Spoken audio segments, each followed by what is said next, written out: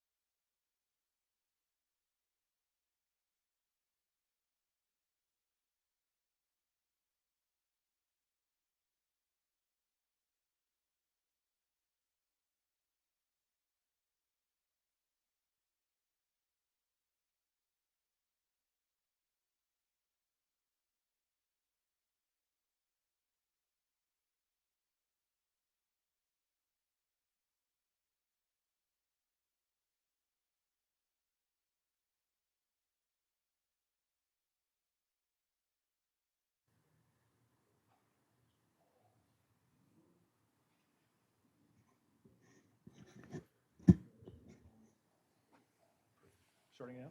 Mm-hmm.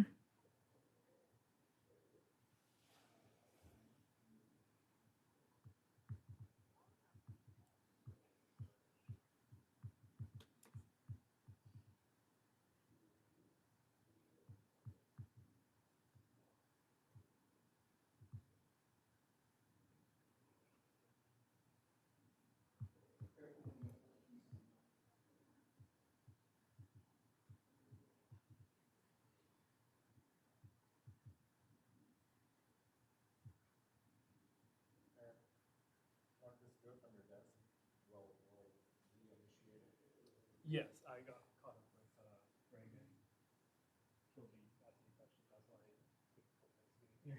All right, why don't we just do it and you want to text me when you're ready and then like Yeah. when you're logged in and everything's good and Sylvia will, because we saw you're not even logged in. Correct. Yeah, so I'll log in right now. I'll go into like Mitchell's office or Tom's office right now. I'll raise my hand and I'll indicate you guys to know that I'm ready. Okay. Good. Perfect. Give me 2 minutes.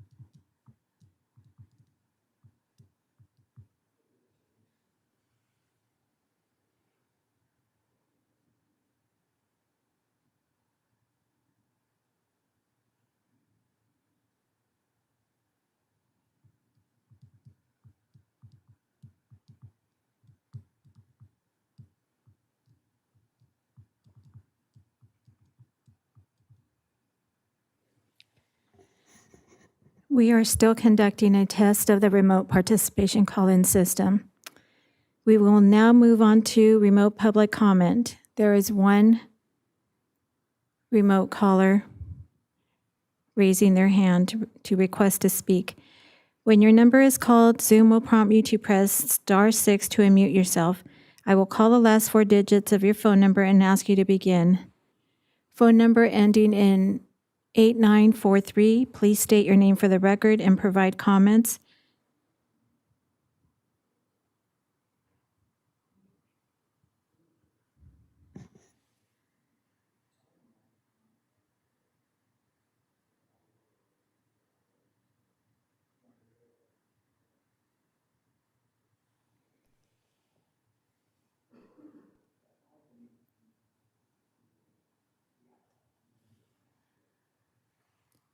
Please press *6 to unmute yourself.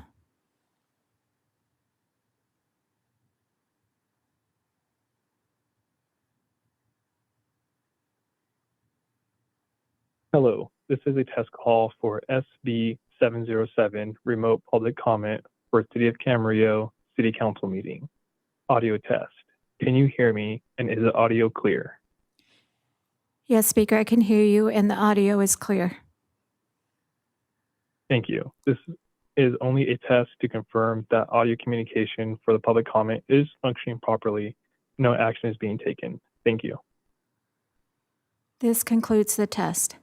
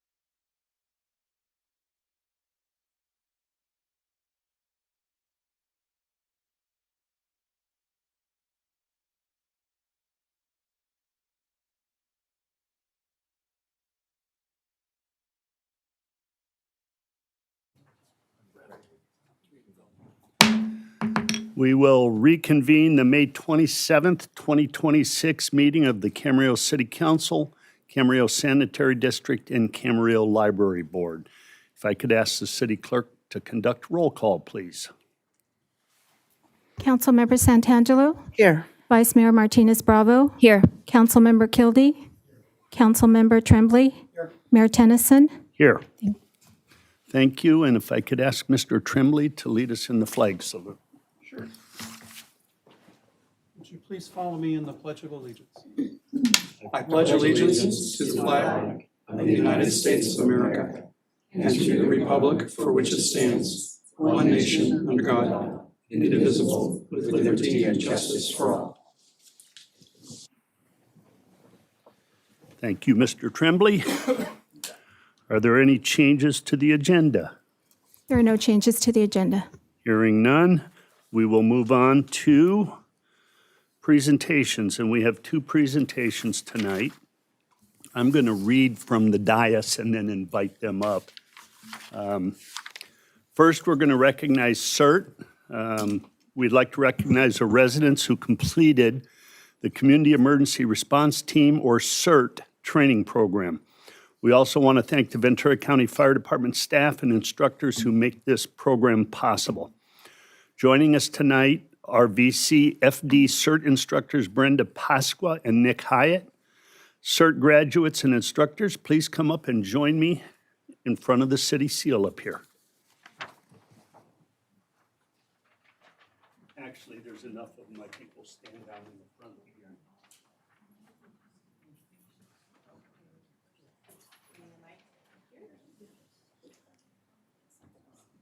Thank you.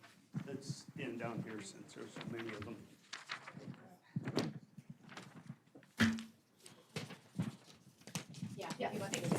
Yeah, come on.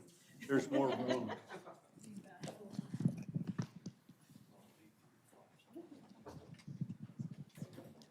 Hello again.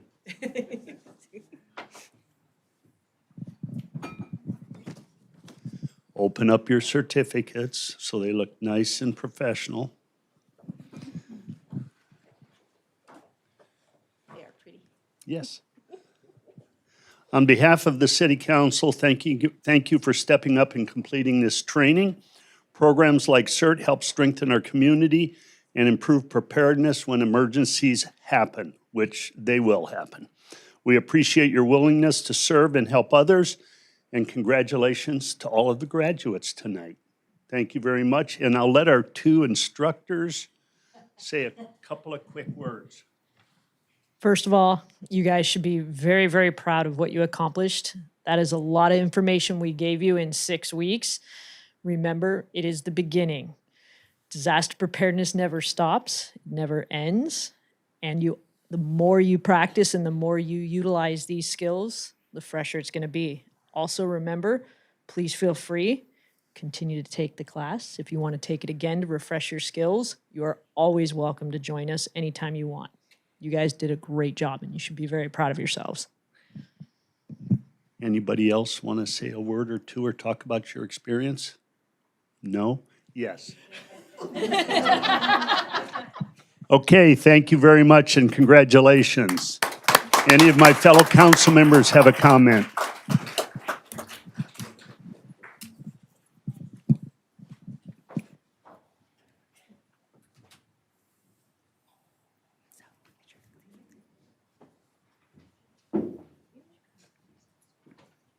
No comments? Yes, go ahead, Vice Mayor. Many congratulations to each and every one of you. And unfortunately, yes, we have had emergencies and we will continue to have them. And this community really is stronger because of you. So all that time and dedication that you put into it, it is very much appreciated. So thank you so much for being there. Go ahead, Mr. Kildee. Yeah, ditto that. I know give up 6 weeks. You all have busy schedules. So give 6 weeks up to this is really meaningful. And, you know, on behalf of all the city residents, we really appreciate your time doing this. And it doesn't go unnoticed, and it should not go unnoticed. Thank you. Being an old emergency room nurse, this is really near and dear to my heart, and so I really appreciate all of you that have stepped up to do this in our community at a time when the need is the most. So thank you again, and congratulations to all of you. Mr. Tremblay, Consistent with council tradition, ditto. congratulations again. Thank you. Next up, we have a presentation that probably is one of the most appropriate ones I will make during my time as mayor. Three of us up here qualify for this. Undoubtedly, two are on the way, and hopefully someday they'll qualify. Our next presentation is the Older Americans Month proclamation. Accepting tonight are Camarillo Council on Aging board members Josie Zabarski and Sandra Melton. Please come on up here in front of the city seal and meet me.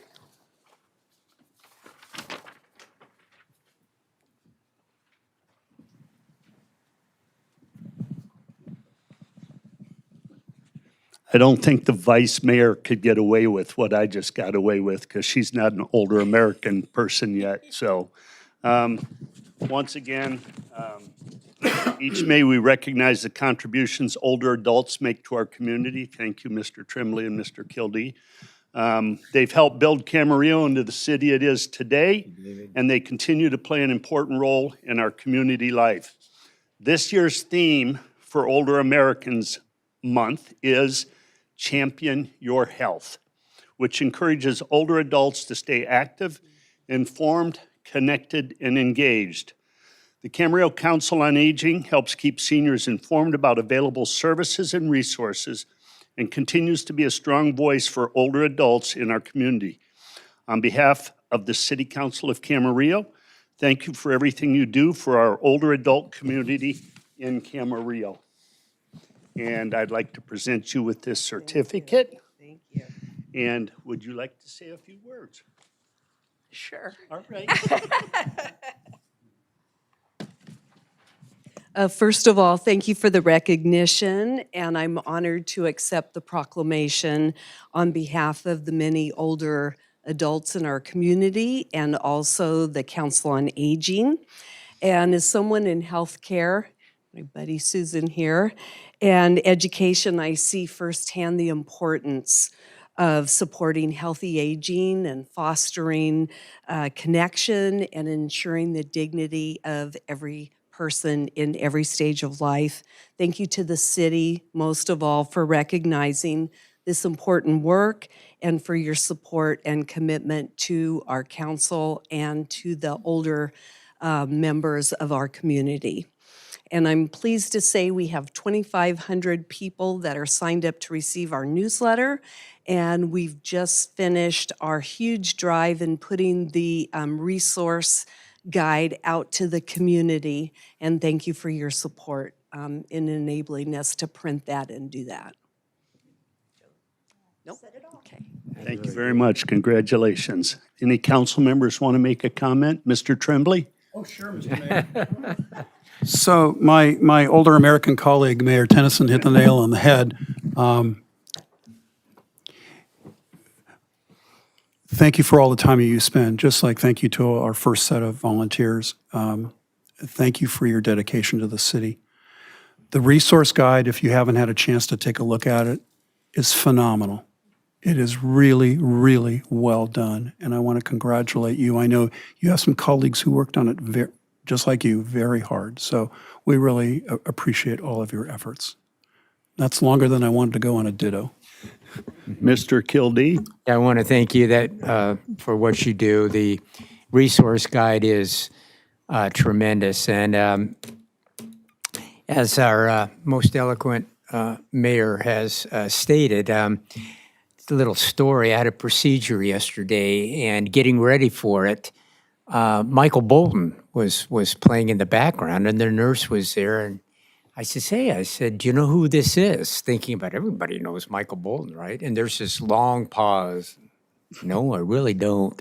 So, well, it's Michael Bolton. He was really popular a number of years ago. So, but the resource guide is really, really probably more important now than ever because there's a lot going on with our healthcare, as we all know. So any information that we could give to the public is really good stuff. So again, thanks for what you do. I'll say it again, it doesn't go unnoticed, and it's super important. Now I'll turn to our two youthful council members, Councilmember Santangelo. You're giving me way too much credit because I'm closer than you think. Thank you so much for all the work that you do. And I'm going to ditto the resource guide because it really is an amazing guide and it's just chock full of resource. So thank you so much for the work behind that. And now Vice Mayor Martita Martinez Bravo, who always points out that I'm older than her dad. Do you have anything to say? So yes, I do, as a matter of fact. So yes, the mayor and I have this running joke. I probably said that one time when we introduced ourselves, and I said, "Hey, you know what? I think you're older than my dad." I don't think you're ever going to forget that, David, obviously. But having said that, thank you so much for everything that you do. For the resource guide, ditto on that as well. Your voices are just as important as everybody in this community. So I've always said this is your home, whether you're young or elderly, and I'm very grateful to also sit on a council where we have these differing perspectives. Those who are elder bring in that experience and a very different perspective, and those of us who are younger also bring in new ideas and different perspectives as well. So very thankful to have you in our community for the dedication that you bring, and very honored to also sit here with all of you. Thank you. Again, congratulations and have a wonderful evening. You can stay for the whole meeting if you'd like.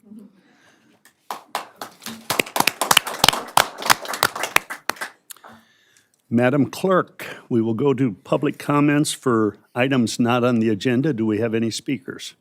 Yes, we have 5 speakers request to speak. Each speaker will have 3 minutes.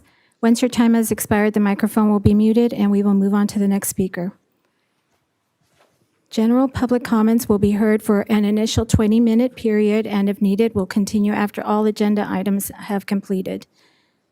The first speaker I have is Axel Zimmerman. Please come up to the podium and state your name. After Axel Zimmerman is Barry Vandeman. Right up front, Axel. Either microphone should work. Either one? No, okay. Hello. Good evening. Welcome. Good afternoon, esteemed members of the council. My name is Axel Zimmerman, and I'm representing the youth as part of the Teen Civic Engagement Club. So all my people are back there. I wanted to bring upon a teen-involved issue of being e-bikes, as you guys have seen the recent spike in that. And I've observed many students my age or younger use it as both a way to socialize and to get around as transportation. I understand that it's starting to become an issue where it's almost unsafe, and I think that bringing to attention and teaching e-bike safety to students, starting from middle school. I know there was a assembly when I was a student at middle school, but I think it needs to be brought up again and really brought to attention, because I've seen unsafe riding in Camarillo, and that's just kind of what I've observed, and I think it would be an excellent thing to look into. Thank you, Axel. Thank you for being here. The next speaker is Barry Vandeman. Welcome, Barry, and by way of introduction, Barry is the interim CEO of our newest children's museum, Kids Dream, or as I renamed, Christie's Dream. So welcome, Barry. Well, thank you, Mayor. Mayor Tennyson, the City Council, and city officials who are here tonight. I'm here simply to thank you. Less than a week ago, we opened this new children's museum, a decade in the making, and without your support, it wouldn't happen.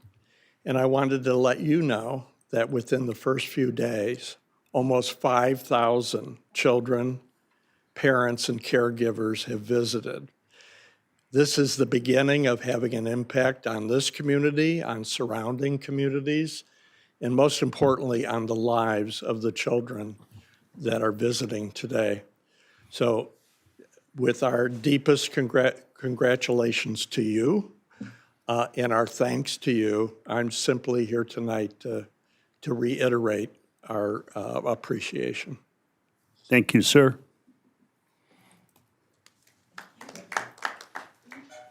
The next speaker is Evan Rivera, followed by Maria Elizondo Gutierrez.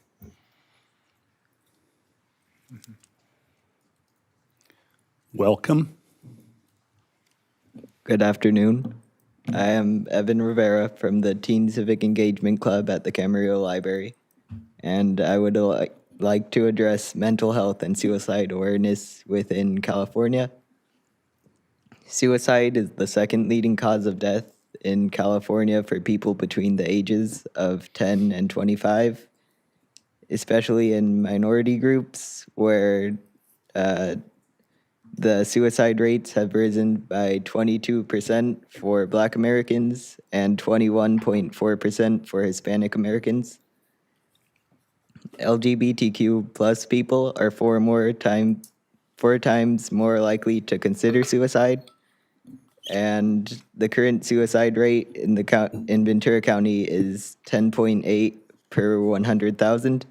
And for every suicide, there are an estimated 25 attempts. I think that it would be very beneficial to put more funding towards advertising and financially supporting local suicide awareness organizations. Thank you. Thank you. The next speaker is Maria Elizondo Gutierrez.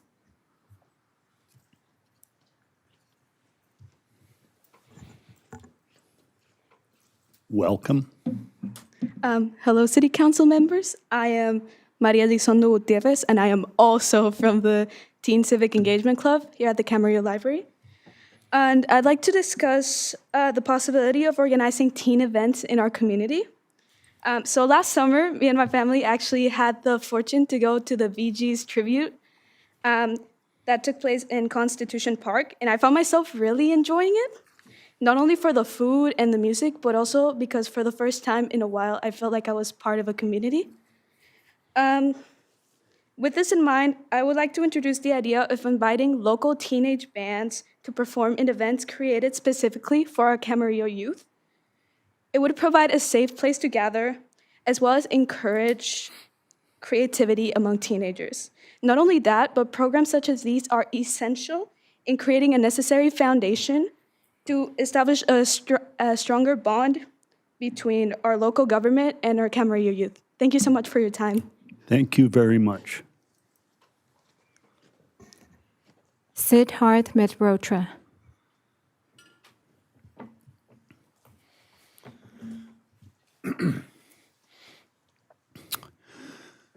Welcome. Good afternoon, Council. First, let me offer my own praise and appreciation for all the presenters and the good work they've done, and for those who just spoke before me. I think they have some very good ideas as a general rule, and they have done well. May I also, unfortunately, register my disappointment that this council voted against the Sea Frog resolution at our last meeting. That resolution could easily have been the beginning of the end of the crises which make CERT and the fire department and all similar organizations so very necessary and so very overworked in these days. A crisis that has now lasted most of my lifetime, and I think most of yours. Third, and almost as urgently, I am here to repeat the request I have given now for nearly a year, that the so-called Immigration and Customs Enforcement Agency here in Camarillo must leave the city, release their captives, and never return. For over a year now, to this very day, 2,000 people and more, 2,025 by the last count, almost the same as the year in which they began, have been abducted and tortured, deported, and worse treated under circumstances unknown for no fault of theirs. Every day we hear the stories of mothers snatched away in the hour of giving birth, Fangza is taken from their children, children themselves afraid to stir hand or foot outside their own bedrooms for fear that something will get them. And we can no longer reassure them with the former foundation of our educational system, the teaching that such things are not real. And so,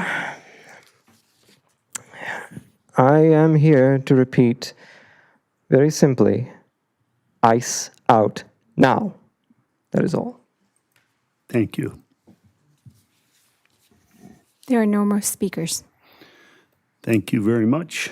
We will move on to council staff and intergovernmental reports, and I believe we have a library activity update with Mandy Nasser.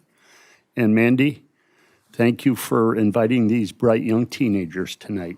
Yes.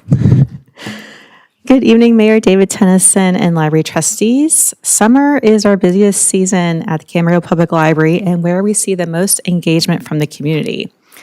On Sunday, June 14th, the library will host a family renaissance fair to launch our 2025 Summer Reading Adventure program. This event will be held on the library's back lawn and will feature talented musicians, juggling acts, face painting, and sword fighting demonstrations. Participants are encouraged to wear their finest medieval clothing, although it's not required. Earlier this month, we organized our third annual bookmark contest and over 300 people submitted entries. The winning designs will be printed professionally and will be available throughout the library to take home. I want to thank the Friends of the Camarillo Library for sponsoring our winners and for providing funding for our weekly summer reading performances this summer. And next month on June 27th, library staff members will join City of Camarillo staff at the first summer concert held in Constitution Park. At the event, library staff will encourage concert goers to sign up for a summer reading challenge, which is open to all ages. And this concludes my report, and I'm happy to address any questions. Any comments for Mandy? I don't have any. Good. Thank you, Mandy. Next up, we have the Camarillo Workforce Housing Down Payment Assistance Program update, and Mr. Mike, take it away.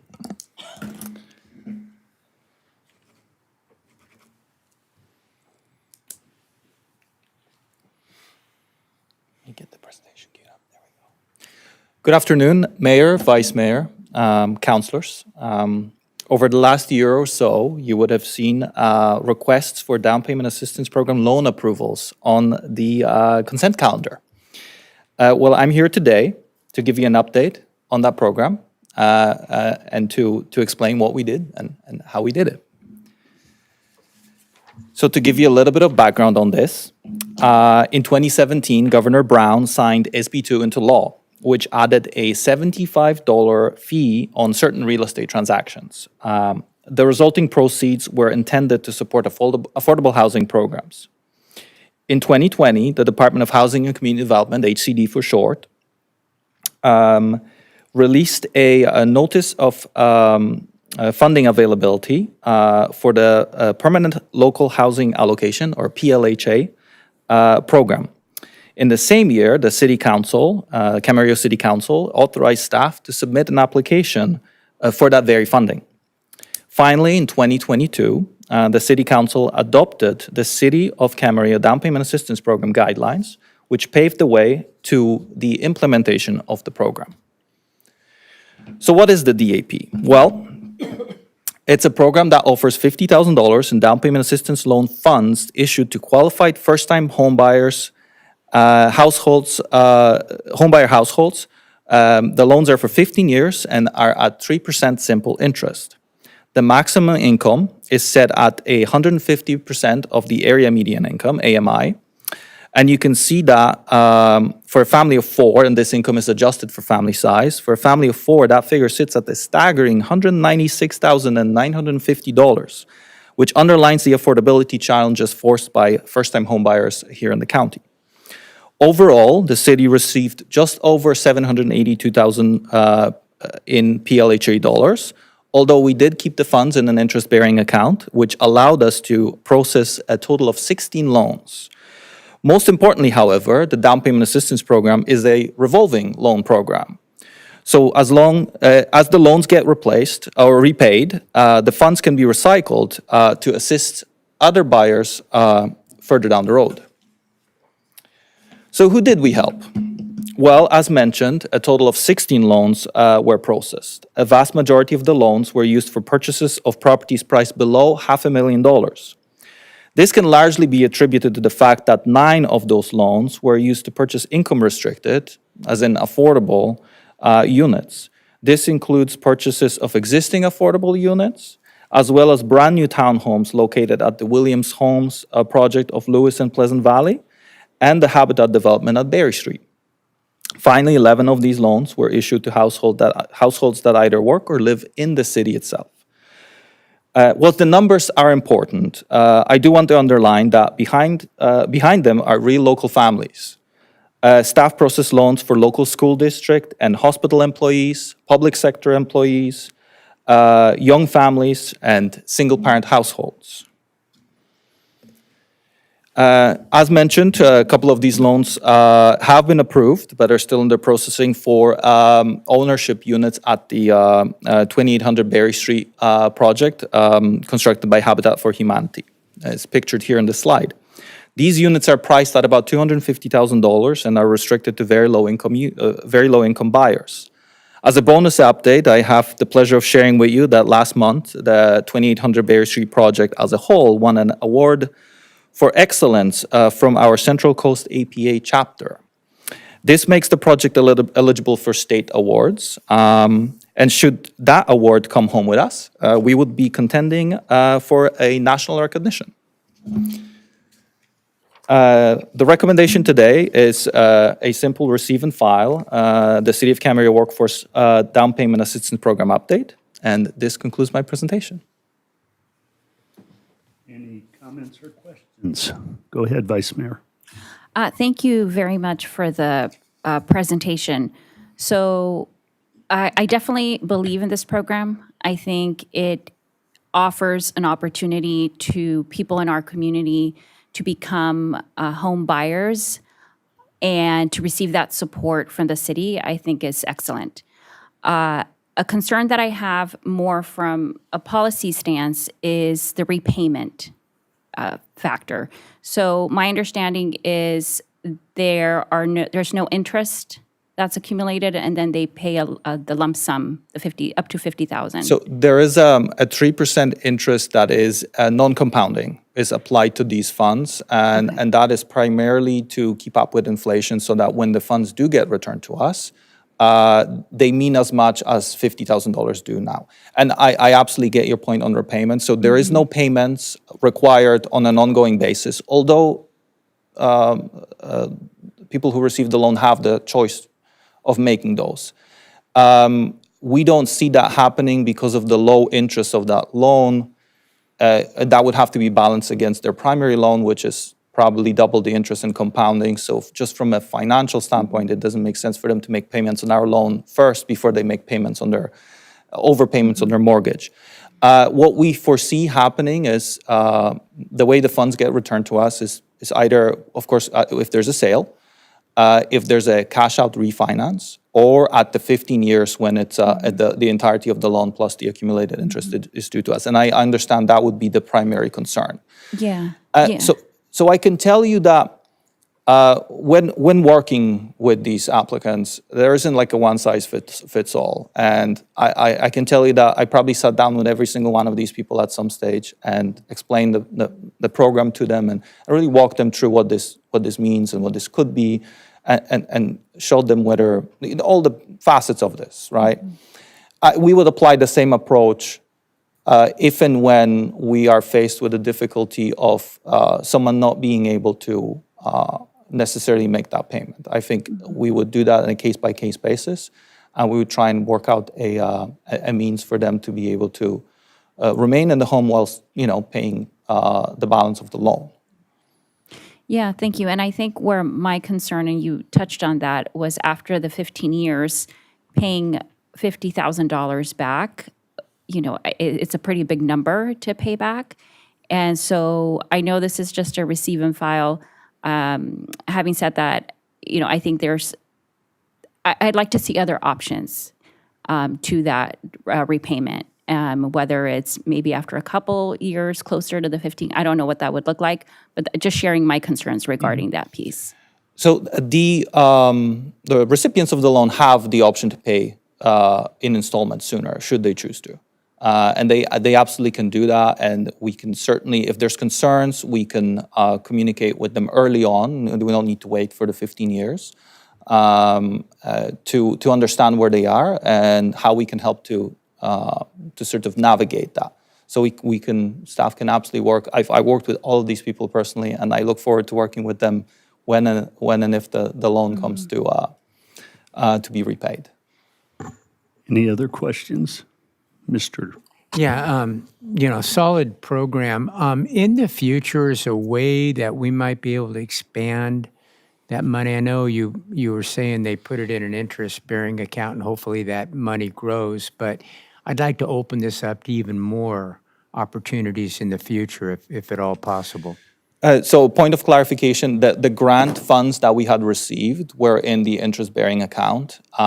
We got about $782,000 with interest. That meant we were able to issue 16 loans, which is $800,000.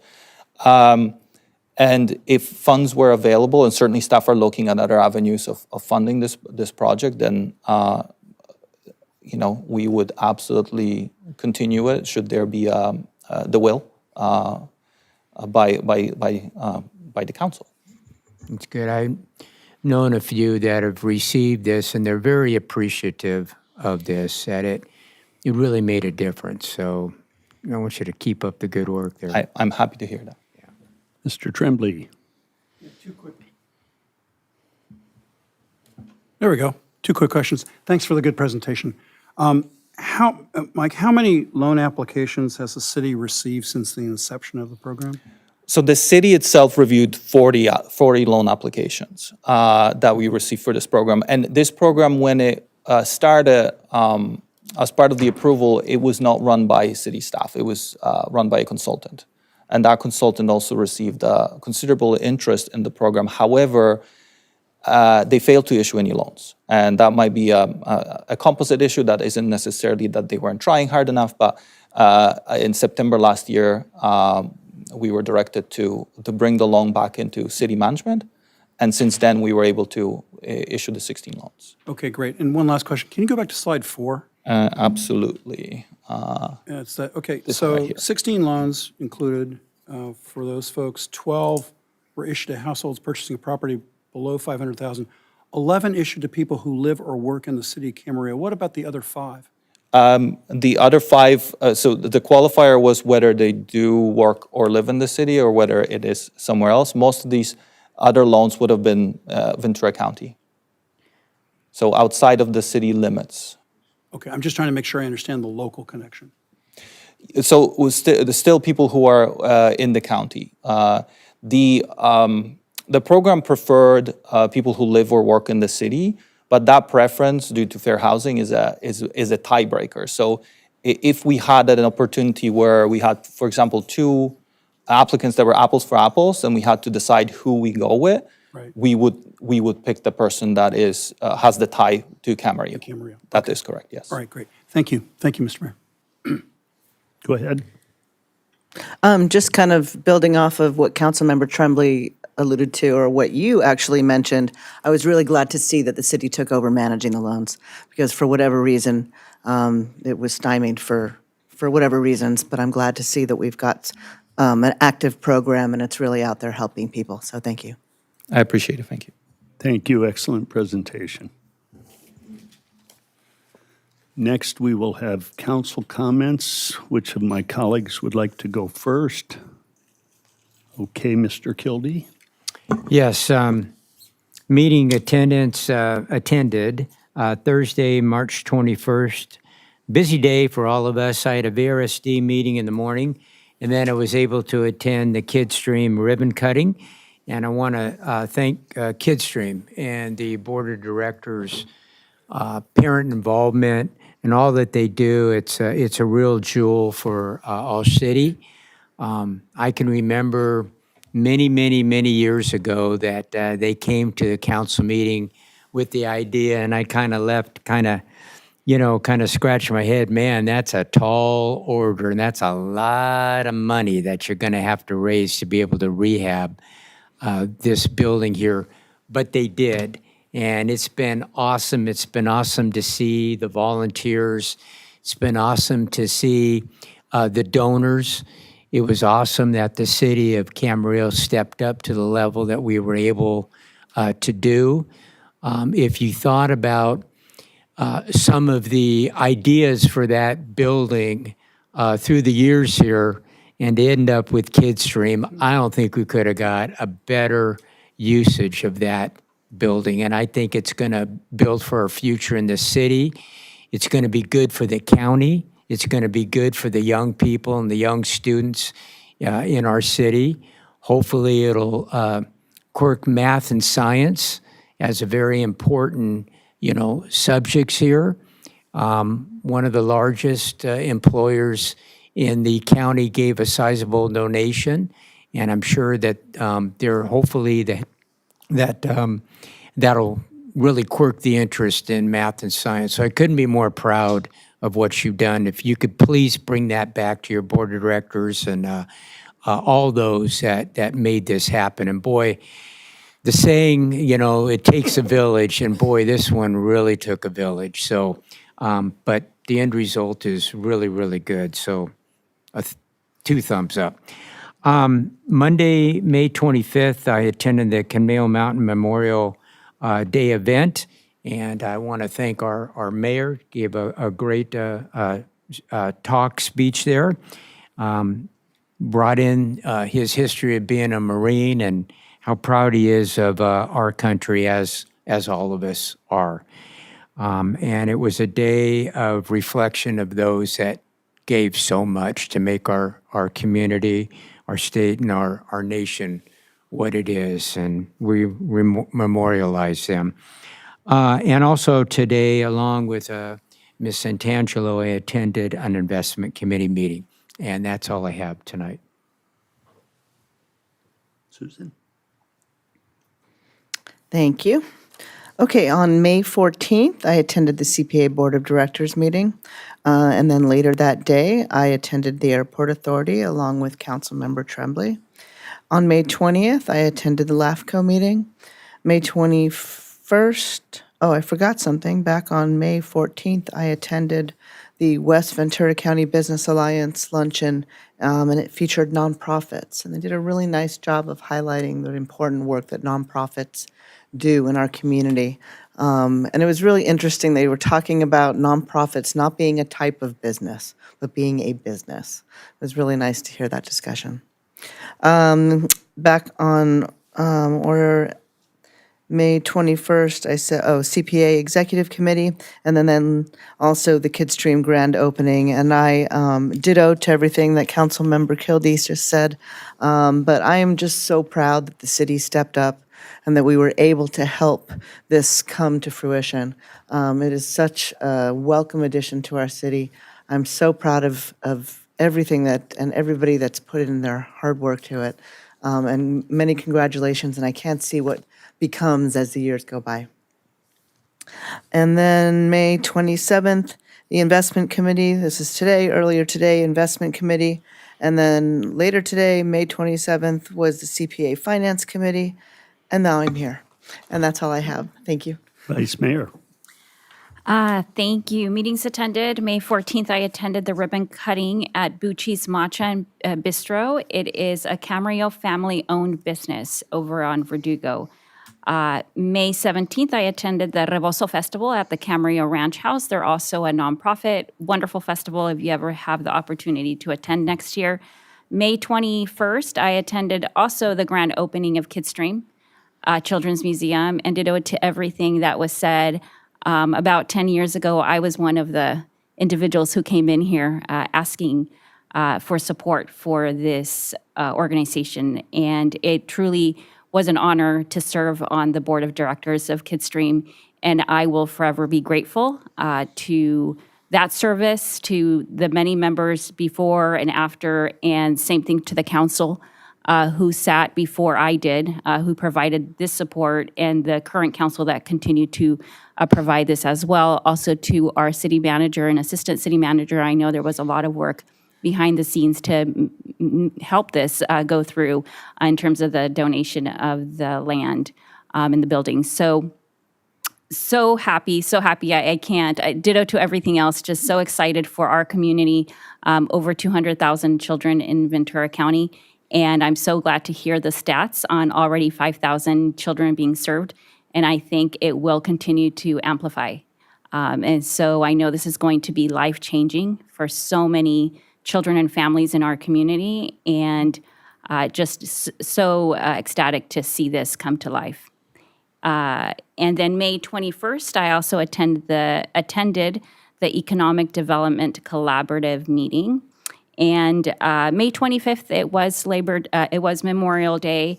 And I was out of town, but nevertheless, it's such an important holiday to celebrate and to remember those who sacrificed everything for this country. May God bless them and their families, and I hold all of them in my prayers as well.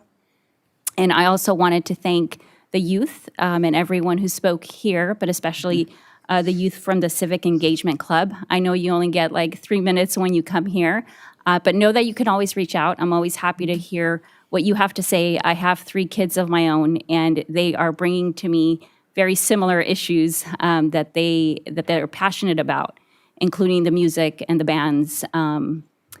In their words, we need music for young people. So thank you so much for being here. Mr. Tremblay. Thanks, Mr. Mayor. For meetings attended May 14, the Utilities Committee, and also the Airport Authority with Councilmember Santangelo on May 20, the Executive Committee for California Association of Sanitation Agencies, a second meeting of that Executive Committee on May 21, and then the Kidstream opening. I don't have anything to add. The superlatives, ditto. Norman, I don't think we had, or Barry, I don't think we had a chance to meet that day, so congratulations, welcome aboard. I agree with what everybody else said. Congratulations. May 22, a Metrolink board meeting in Los Angeles. May 26, the Transportation and Infrastructure Committee meeting with the mayor. Yesterday also, Fox Canyon GMA Fiscal Committee, and then this afternoon, a very lengthy Fox Canyon Groundwater Management Agency board meeting, and that's resulting in me coming late and arriving here at, what was it, Sylvia? 4:48 p.m. for the record. Correct. And then also, I'm going to dovetail on prior comments. Thank you to the members of the Teen Civic Engagement Club for being here. Thank you for advancing the ideas. Keep them coming. We appreciate you being here. Thank you. Thanks, Mr. Mayor. Thank you. May 14th, I attended the Utilities Committee meeting. May 14th, I also had a VCOG meeting. On the 21st, I also, along with the rest of council and a bunch of city staff, attended the Kidstream ribbon cutting. On the 21st, I also had a VCOG special meeting of the Administrative Committee. And on May 26th, the Transportation and Infrastructure Committee. Monday, as was mentioned, I attended the Memorial Day ceremony service at Canale Mountain Memorial, and I just want to put a quick plug in for Canale Mountain. Not that I hope to do business with them anytime soon, eventually probably, but they have done this, I believe, for 58 years. This is their 58th year of having an absolutely outstanding and emotional Memorial Day service. They read off the names of every service member from Camarillo that has died in any one of our wars, and they ring the bell after each name's read. I also want to let you know out on the southeast corner of Constitution Park, the city has a memorial to our KIAs and MIAs from the city of Camarillo. And all of the plaques that name these individuals, and we will be adding 4 more here sometime in the next few months, hopefully, all of those plaques are purchased by Canale Mountain Memorial. So I appreciate their honor of our fallen service members, women and men, that gave the last measure of their life so that we as Americans can enjoy the freedoms we have. And I believe that's it. Madam Clerk, we will move to consent. Are there any public comments on the consent? There are 2 speakers that signed up to speak. The first speaker is Lorenzo Perez.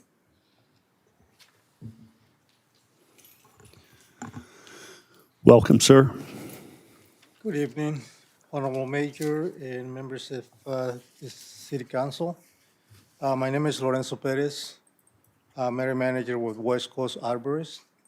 On behalf of the company, I want to express our sincere gratitude and appreciation to the City of Camarillo for the opportunity to serve this community for over the last 27 years.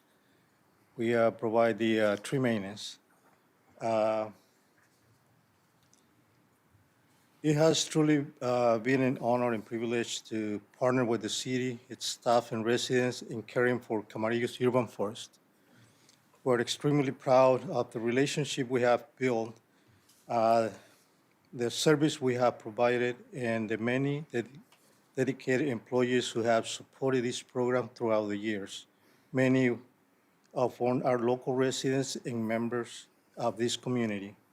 While we are naturally disappointed by the outcome of this bid process, we respect the city's decisions and remain committed to supporting Camarillo in any way we can moving forward. With our local office, local workforce, and continued presence in the area, WCA remains available should the city ever need assistance, emergency support, or additional resources in the future. Thank you again for your trust, partnership, and friendship over the past nearly 3 decades. We sincerely appreciate the opportunity we have had to serve the city of Camarillo. Thank you. Thank you. Siddharth Mehrotra.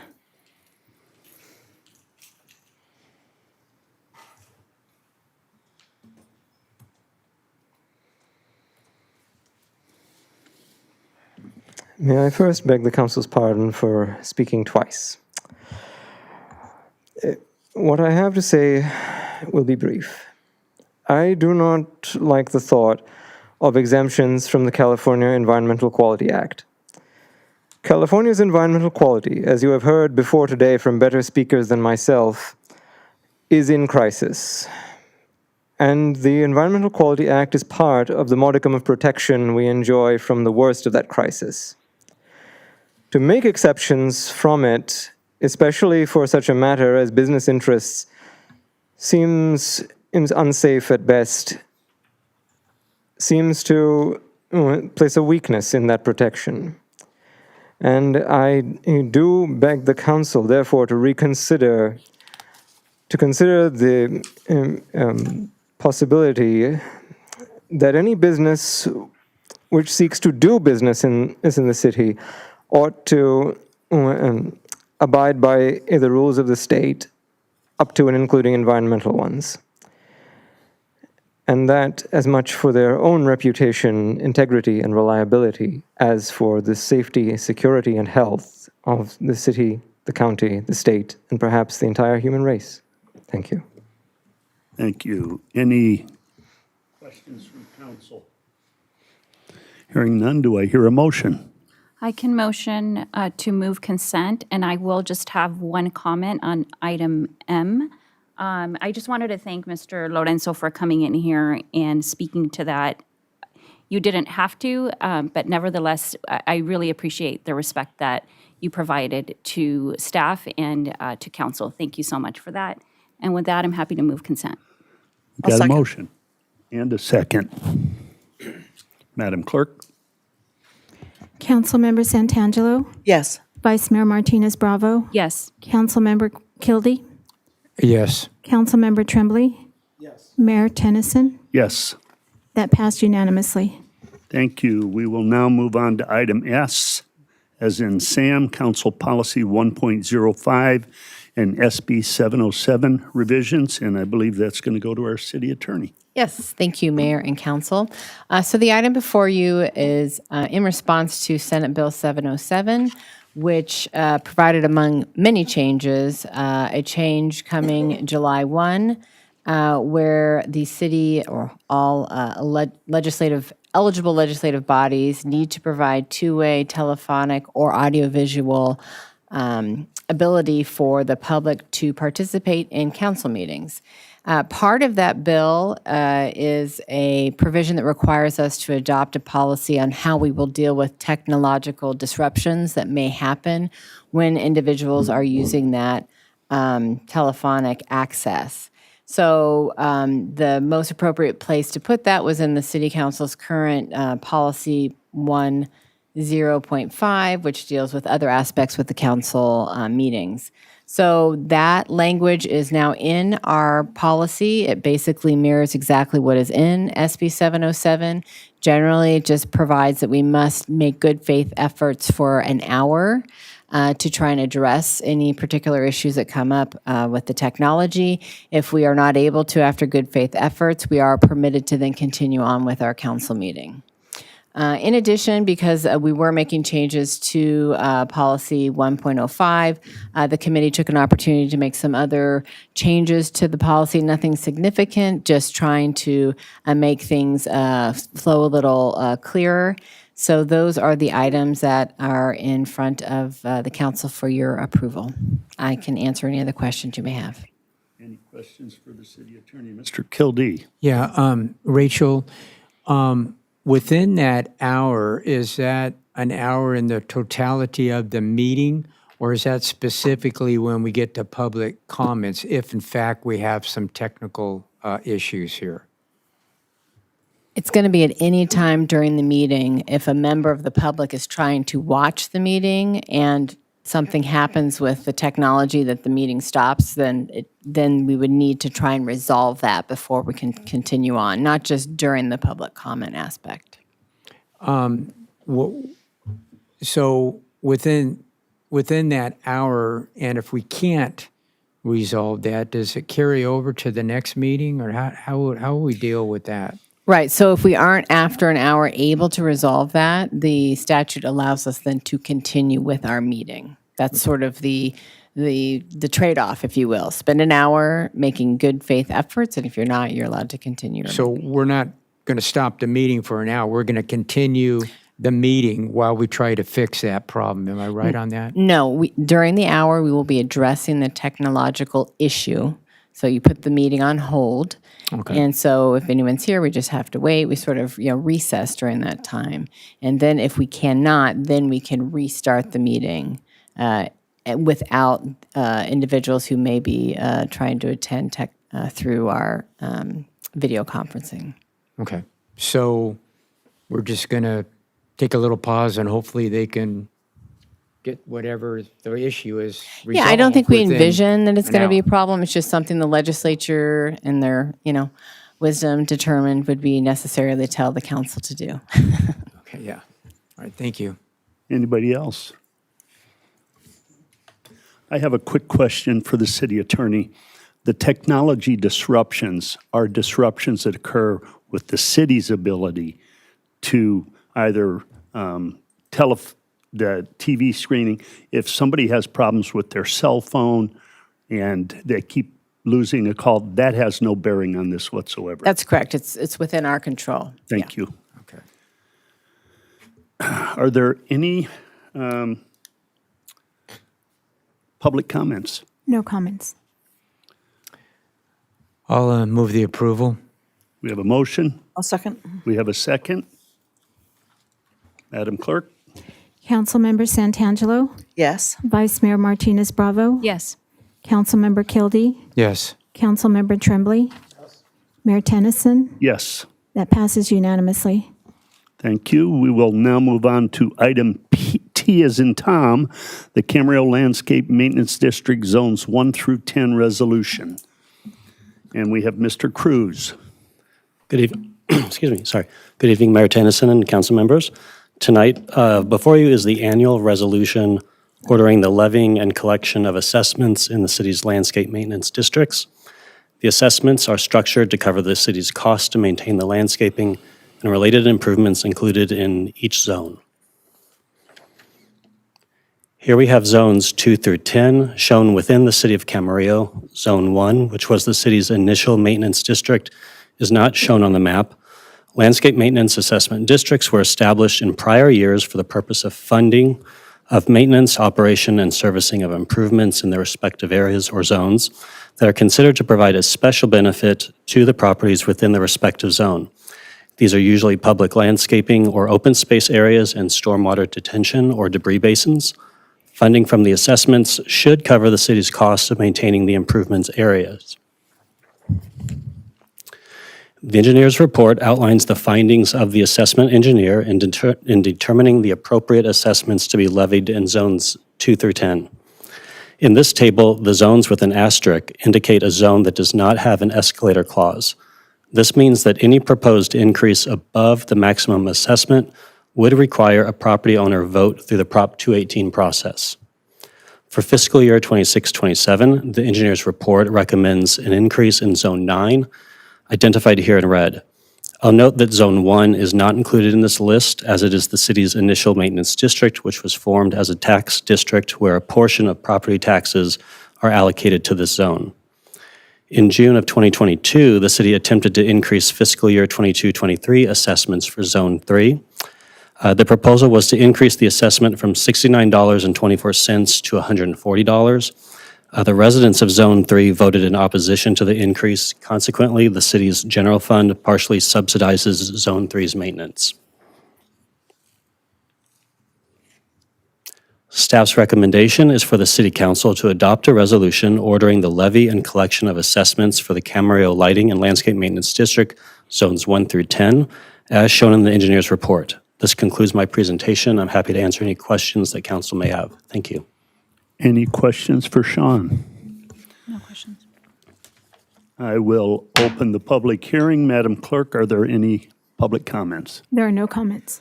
Hearing no comments, then we will close the public hearing and council discussion.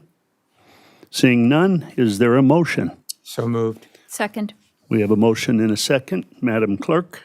Councilmember Santangelo? Yes. Vice Mayor Martinez Bravo? Yes. Councilmember Kildee? Yes. Councilmember Tremblay? Yes. Mayor Tennyson? Yes. That passes unanimously. Thank you, Sean.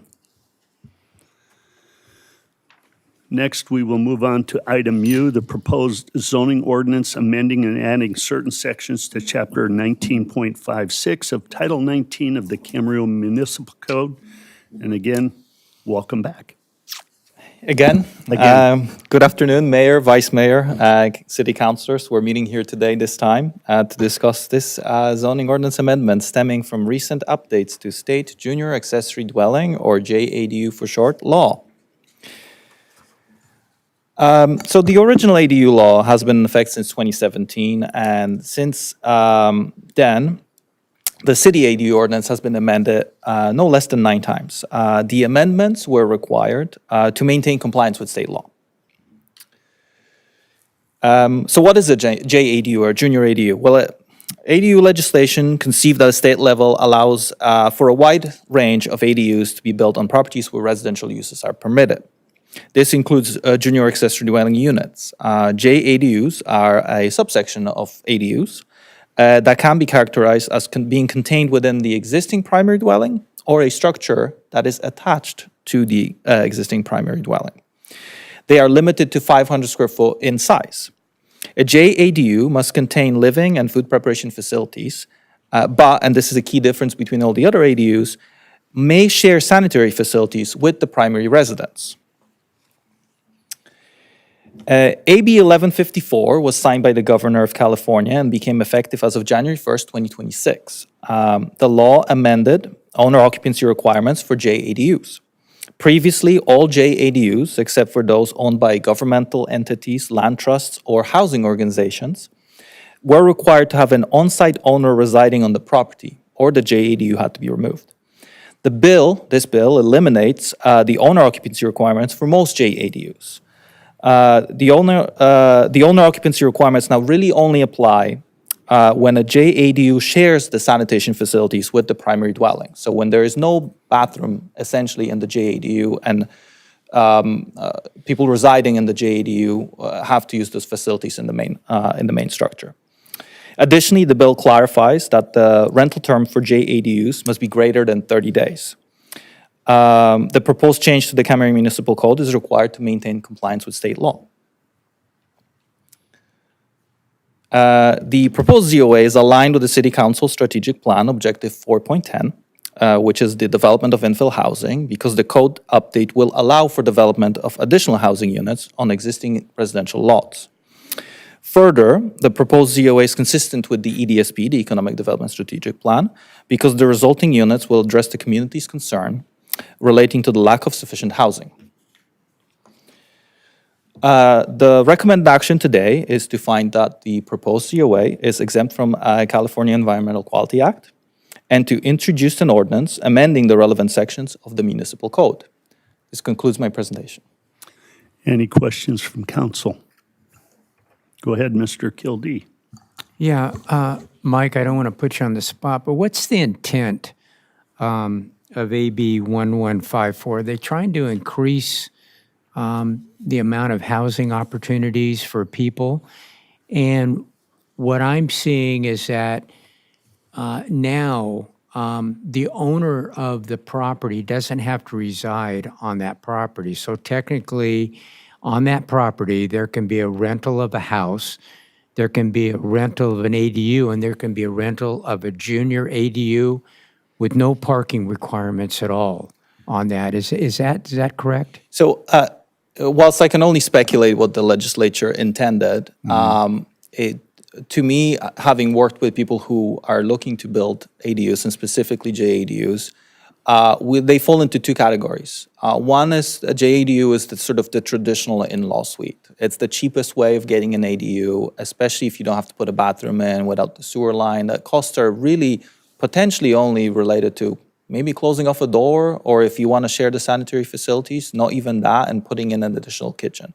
The other bucket, on the other hand, is people who already have the home and then another ADU on that property. And they're looking to maximize the revenue that they bring in from that property. Previously, if they wanted to put in a JADU, they had to reside on site. And that oftentimes meant they simply didn't do one because they lived in another home somewhere else, and this is just an income stream, a revenue-producing property. This bill removes largely that hurdle so long as there is a separate sanitary facility. So that's my perception of what this bill is sort of aiming at. However, I can't really speak for the legislature. As far as parking, it is true that most ADUs do not require parking on site. Generally speaking, there's nuance to it, but for example, ones within a half a mile of our Metrolink station are exempt from parking requirements. Ones outside of that, they have to be able to show that they have a parking space, but that's a single space rather than multiple spaces depending on the number of units. So the junior ADUs does have to provide amenities, so is that correct? They do have to provide like a bathroom, Yes. They have to provide that. So the junior is every ADU has to provide a kitchen and a bathroom essentially, plus a living space. Junior is a separate carve-out that it seems to have been aimed more as the sort of traditional granny suite originally, which allowed the owners not to add a bathroom and still call it an ADU, so long as there was a pass-through from that ADU internally to the main home where a bathroom facility is present.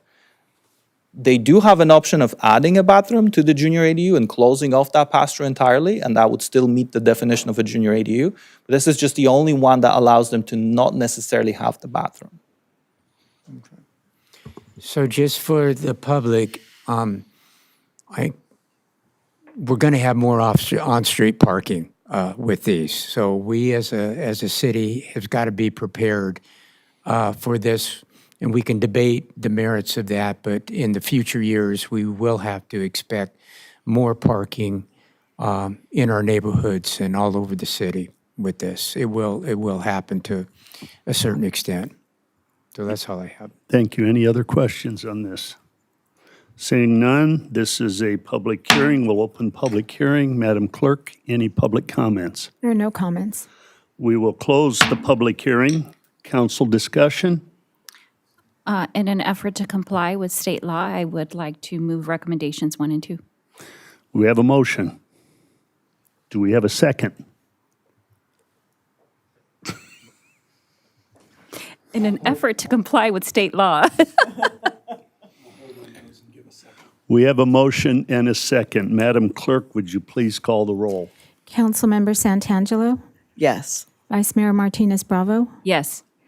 Councilmember Kildy, Yes. Councilmember Tremblay,